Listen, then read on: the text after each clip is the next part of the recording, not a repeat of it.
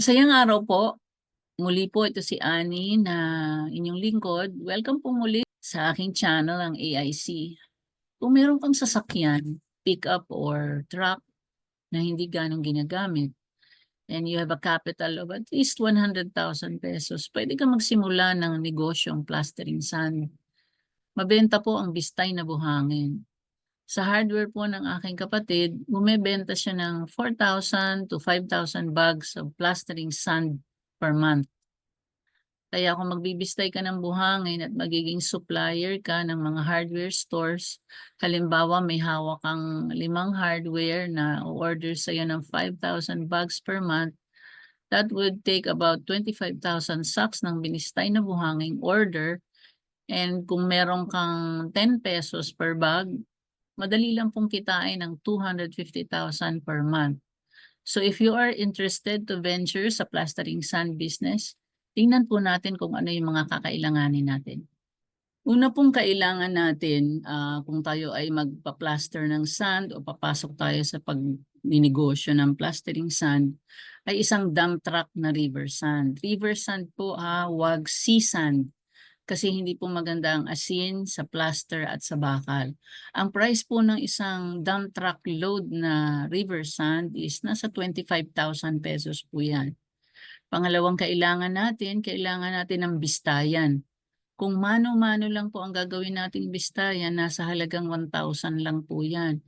Pero kung sa katagalan, kung gusto talaga nating maramihan ang production ng binistay na buhangin, need na po natin bumili ng vibrating or shifting machine na mabibili online. Ang halaga po ng vibrating machine na ito ay nasa 25,000 din po.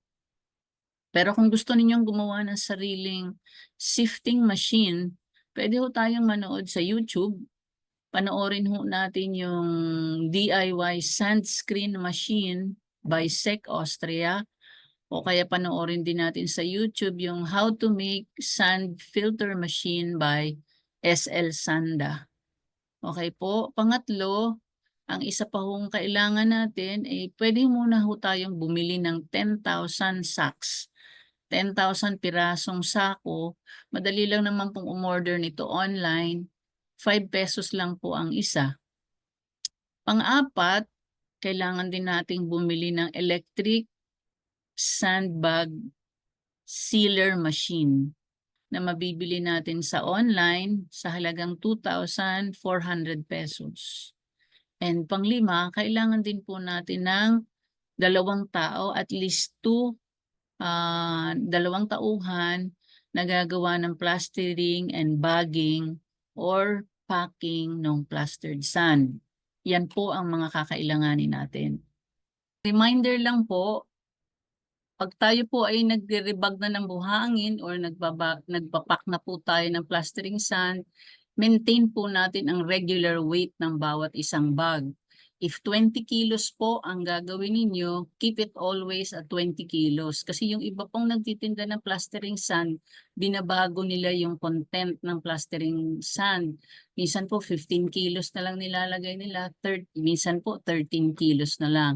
So i-maintain po natin yan na 20 kilos, o kung ilan po, 25 kilos ang gusto nyo.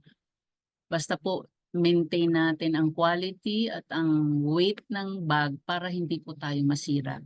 Muli po, thank you sa panonood. Please like, share, and subscribe. Thank you for watching.